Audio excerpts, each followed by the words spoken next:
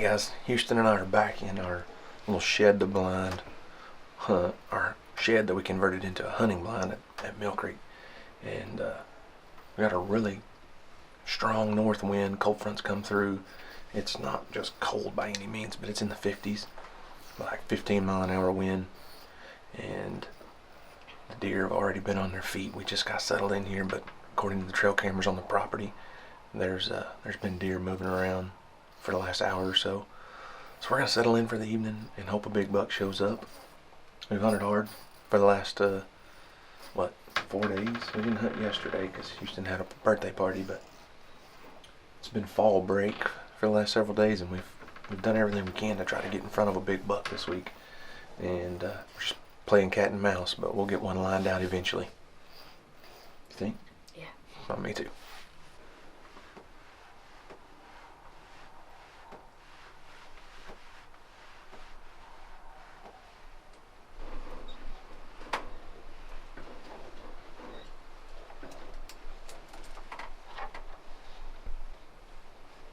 We've seen him several times, different places. He's the one that looks like he's got 2 dinner forks on his head.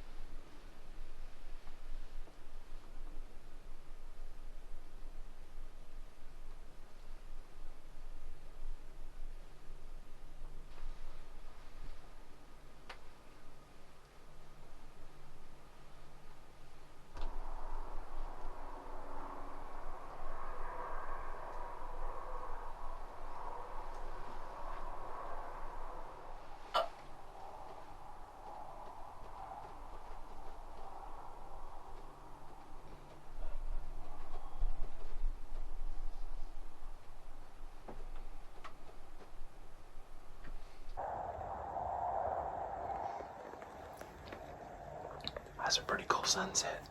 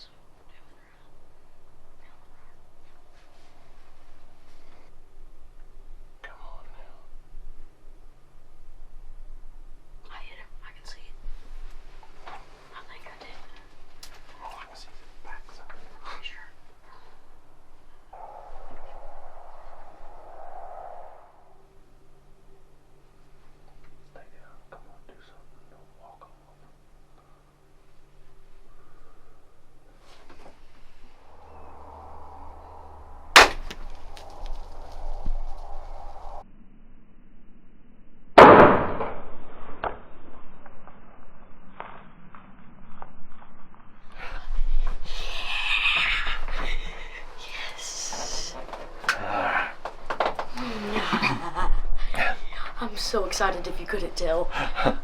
Okay, so that happened fast, and he came right where I wanted him to, like right where. Perfect 30-yard shot. Okay. The thing is, though, that's a big buck, but Houston made a great shot. We've reviewed the footage 20 times. I don't know how many times, and we watched it in slow-mo. But he shoots that buck, and it just kind of ran about 75 yards and then stood there forever. Yeah. And you could kind of tell he was hurt, but he started to limp. Just barely walked. But he was, I don't know if you noticed, but he was drooling out of his mouth. He was? Yeah, you could see it. But we never watched him go down, but we watched that buck for, what, 5 to 8 minutes probably? Yeah. In the field. I was thinking he's going to fall down. He's going to fall down. He's going to fall down. And he never fell. Yeah. And I was like, Houston, did you make a good shot? And he was like, I drilled him. I know I did. Yes. And I was like, I'm watching that camera and I'm recording it with my phone, and I'm like, then why isn't he going down? So our only thing is we're going to have to back out of here, because we watched him just barely walk off into the timber 150 yards from us at most. We're going to have to back out of here and give this deer some time. Watching it, I mean, we've watched it on my phone. I've recorded it and watched it back in slow motion. Here he's fixing to shoot. You watch, boom. We've watched that a dozen times. He drilled that deer. This is the cool part. So there was 6 deer. Well, first there was 9 deer, and 6 of them ran off into the woods straight back there. A couple minutes later, they come back. An extra doe comes with them. And a couple minutes later, when he popped out, he said, a couple minutes before, he said, there's going to be a big buck following him whenever they come out. A couple minutes later, here comes that big buck. This is why you're a hunter, because you know. I just had a feeling. I just had that feeling that hey, the does went in the timber, and he was like, oh, they're leaving. And I said, hang on. Give it a minute. They may come back with a big buck following them. Yeah. I told him, I'm giving all my good luck today. I brought my cross necklace and my hat that I killed Limpy Gimpy with. I guess it worked. I'm proud of you, buddy. Thank you. We just got to find him now. Yeah. Well, the hardest thing to do, I think, as a deer hunter is to not go blood tracking, go trailing a deer when you're unsure. Now, I 100% think that's a dead deer. I 100% believe Houston made a great shot. But we watched that deer, I'm betting, for at least 5 minutes. He looked hurt. He was about 150, 160 yards from us. He had drool coming out of his mouth, but I watched him forever. I never saw a drop of blood fall. I thought he was going to lay down on us and expire there. But I've always been taught, and it's the hardest thing in the world to do, but when in doubt, back out. And I don't want to bump that deer. If that crossbow bolt didn't go all the way through, which I don't know how it wouldn't have, but he obviously did not look like he was bleeding, so we probably not going to have a great blood trail. But we know exactly where he went into the timber, and I don't want to go bump that deer right now. So we're going to give him, it's already been almost an hour since the shot. We're going to go eat supper, collect our thoughts, give this deer plenty of time to hopefully just go over there and lay down in the timber and expire. Yeah. So when in doubt, back out, Houston. If you don't think that you're going to have a great blood trail, especially in archery, always give them more time. Okay? It's 50 degrees outside right now and only going to get cooler tonight, so we're not worried about anything as far as meat spoilage and all of that. We're good there, but we're going to give this deer plenty of time, and I just almost know we're going to go over there and he's going to be laying in the timber, but we're going to give him his time. Yes.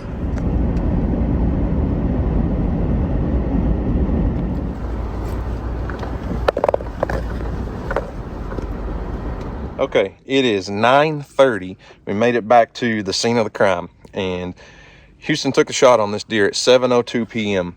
So it's been 2.5 hours. We know we're going to go look for the arrow, and then we're going to go over to where we know he stood for a good 7-8 minutes. We watched the video, but I just don't know how much of a blood trail we're going to have, so we'll see. There may be a big blood trail, but it didn't look like it a while ago. So my chest is really heavy. I know, I'm getting nervous too. We may not ever find the arrow out here. He was standing right here. I can tell you that right now. He was definitely standing right here. Right there. I shot it right here. Yeah. So, now, we'll slowly look for blood and an arrow for just a few minutes, okay? Well, that's just something. And then we'll walk down to where we know he was at. That's probably our best bet in actually finding blood, is the last place where he stood for a long time, okay? Okay. Oh, there it is. There's the arrow right there. Oh, it went through. Oh. We got blood on the arrow. Yeah. Definitely got blood on the arrow. Yes. Yeah. Yep. I am so pumped and excited right now. We hadn't found the deer yet. Oh, well, I'm pretty sure that's a pretty good sign, though. That is a very good sign. Yeah.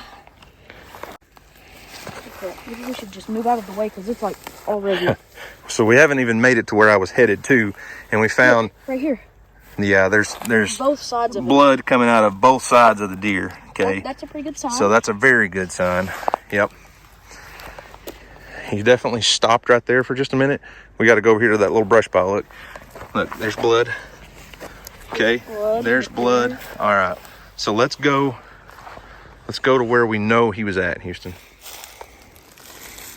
Well, we're about 200 yards into our blood trail. Made it into the timber, and it's not a great blood trail, but something. But we've been following it for sure. Oh, right there. Yep, you got right blood. There. There's good blood right there. Good job, Houston. Let me mark it. Hang on. Both sides right there. And we got some right here. Got some right there.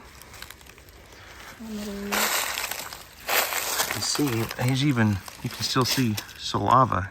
Oh yeah, that's his saliva. Dripping out of his mouth. We're gonna find this deer eventually, but I don't care if this takes all night.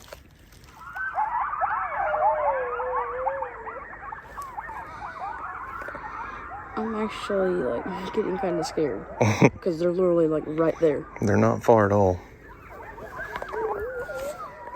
It's 11:15. We've been on this deer's trail for almost 2 hours, and it's tough. Yes, like that's how bad it is. And there's about 20 coyotes around that are looking for him just like we are. Yeah. Well, it's almost midnight, and we completely lost the blood trail. We tracked from 9:30 till almost midnight, and went about, according to Onyx, I've got the Onyx app, and I was marking waypoints along the way, and about 275 yards, not in a straight line, but you know, zigzagging through the woods and through the fields, and we've just hit a dead end. I mean, we made it to one last drop of blood, probably, how many times? 7 or 8? Yeah. And then we would start fanning out in a grid pattern and looking, and get back on blood. And it's just one drop here and there. It's really not enough. It's part of bow hunting. It's just archery. That is part of it, I guess. And we're not giving up, but we are done for the night. Flashlight batteries are starting to go dead. Like I said, it's almost midnight. He shot this deer at 7 p.m. and we gave it 2.5 hours. So we've done everything we can do tonight. And we're just walking around blind in, knee-high weeds and cedars and brush. And we'll come back tomorrow when we've got some daylight. Start tracking where we left off again. I may bring a drone. I called text people that have dogs, but they weren't able to come tonight. There's an Oklahoma thermal drone recovery Facebook page that, they make all these claims they're finding all these deer, and they weren't able to come out tonight, which is what it is. There's not anybody close. The closest guy was like an hour and a half, 2 hours away. So we're doing our due diligence and not going to get much sleep tonight, but we'll be back in the morning. Right? Yeah. All right. So the next morning, we've got a whole new game plan. I didn't go to sleep until like 2:30 last night and was waking up at 6 this morning. I didn't get any sleep at all, to say the least. I watched the video, played it back 50 times last night. I couldn't have asked Houston to make a better shot. It looks like an amazing shot. But the deer didn't go down. We know that. So I did a bunch of research on Facebook. No. I did a bunch of digging on Facebook and found some people with some track dogs and called them. And I sent the video to like 10 different buddies. And 3 guys said, hey, call Taylor Bell in Medill, Oklahoma. That was exactly who I had found on Facebook. And everyone has said he's the best around when it comes to tracking dogs and finding deer. So we're sitting at the gas station about 4 miles from the Mill Creek property. Houston got him some go-go fuel, some gas station fried apple pies for breakfast. We're waiting on, Taylor's not actually coming. I think his buddy Tyler. Taylor's at work, but same dogs, same guys. They do this stuff almost every day this time of year. So as soon as he gets here, we're gonna go put some dogs, or at least 1 or 2. I'm not sure how many he's bringing. We're gonna go put a dog or 2 on the track. We've got everything marked. We know where the deer went in. We know where we tracked him. We know where we found last blood. If that deer's dead, we're gonna find him today.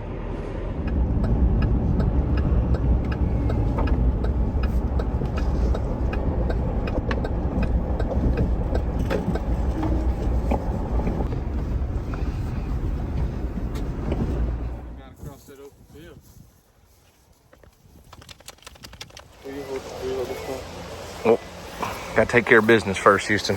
Yeah. You know how that feels, right? Yeah. Come here, puppy dog. Hey, you gonna help us find a deer today? What's her name?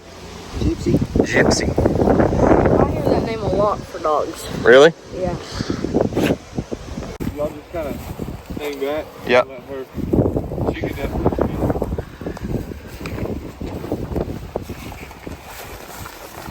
Looks like the fact that he was going. It's definitely his trail. If I start like that.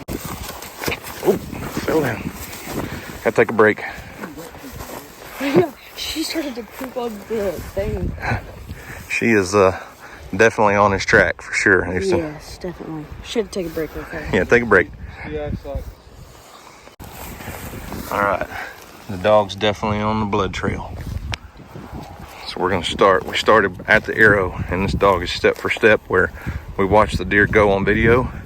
Went right to that little brush pile, went around that tree, and then heads into the timber there. So we're gonna let her do her thing.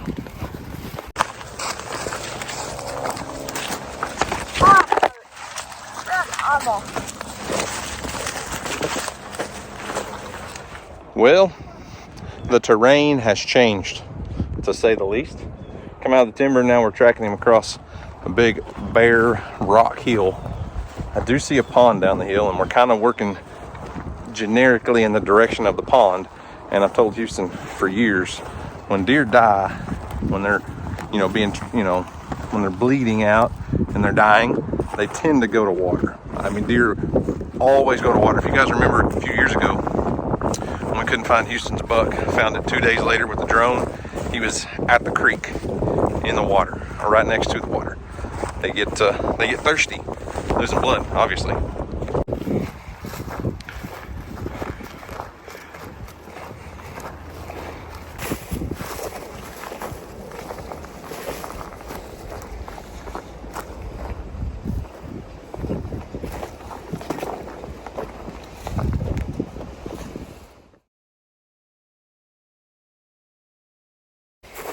He's a gypsy. You trying to find a deer? You didn't find him? I wonder where he's at, buddy. Where's that deer? Yeah, she went out to the open field, and then she cut back left, and the cows kind of jacked her up, and then she went back into the timber. All right, it is almost 1:30 p.m. We've been looking for the deer since 10 a.m. The dog absolutely did a phenomenal job of getting on the track. And we tracked it. She followed our steps, step for step, where the deer went last night, into the woods, under the fence, and we made it to the spot where Houston and I last found blood last night. And the dog went on the track from there and went 700 or 800 yards, made a big circle, got confused a couple times, come back to that same spot, and Houston and I and the other guy stayed back, and Tyler went in with the dog and made that big circle again, probably 750 yard circle, and the dog just could not find the deer. Now last night, if you'll recall on the video, Houston and I were completely surrounded by coyotes. There was a video clip, there was probably 20 plus coyotes howling, and all we can figure is when that deer went into the timber and, you know, kind of on the trail past where we found the last blood, the coyotes jumped the deer, found the deer, and ran him off. Those guys from, I think it's Tri-City Deer Recovery, today's the first time I'd ever met them. I messaged 3 or 4 people this morning asking about that stuff, and I had multiple guys say, call them. That dog, Gypsy, right there, is the dog to call. And he said she has tracked, today is October 16th, and bow season, deer season, started October 1st in Oklahoma. And that dog has found over 20 deer. And out of all the tracks they've been on this year so far, in just 16 days, they've found over 20 deer, and I think she's missed 4, or not located 4 deer total. And well, I think that was all the other dogs too. No, that was Gypsy. He said Gypsy. Oh, it was? But some of those deer weren't dead, more than likely. And he's had a couple hunters, you know, text him pictures and say, hey, that buck I shot is back on camera, and he showed back up. So everything about the shot Houston made looked perfect. Houston made an incredible shot on a great buck that should not have lived more than 30 seconds. There's no way to explain it. You can see in the pictures, in the videos, I've stressed about this. I didn't get any sleep last night watching. There's no reason that deer shouldn't have fallen over in the field in front of us, but he didn't. And sometimes things in life don't go our way, Houston. Sometimes we do everything we can and we still fail. And you know what? We come back and we figure it out. We tried today. We tried everything we could last night. You did an incredible job tracking the blood on that deer. I don't know how you found some of those blood spots you did. You did an amazing job. You made a great shot. You tracked your buck. We stuck with it for 2.5 hours last night. And I mean, all day today. And the guys with the dogs said, this dog don't miss. It's not like it's a hit or miss thing. Like, if that deer was laying dead in the field, she would have found it. So there's 2 options. The coyotes ran that deer miles and miles and killed him and ate him, or he's still alive. Yeah. And our only option, the only thing we can do right now, is we got bucked off. We got kicked off, okay? Our only option is to get back in the saddle and ride again. So we're going to go home, eat some lunch, and probably be back in about an hour and a half. Probably hit the woods again this evening. I'm not guaranteeing that buck's going to show back up. I'm fine with that because there's way bigger deer. I really was just getting excited and I just wanted to shoot him. That was an incredible deer, Houston, and hopefully he's still around. I just don't feel like with the shot you made that's possible, but anything's possible, and you didn't do anything wrong, and I'm proud of you. Okay? Thank you. All right, Houston and I just picked Houston up from school, and we're headed to Mill Creek to do a little hunting this evening. And I said, we're going to take the long way around and check all the county roads. We looked for 3 hours the first night and 3.5 hours the next day. Yeah. We ended up, we brought a dog out and tracked the deer across this field, and he made a big circle out in this field. But look, you see all the buzzards? I don't know if you guys can see it on video. There's something dead over there, and we're going to go find out what it is. He's got to be over there.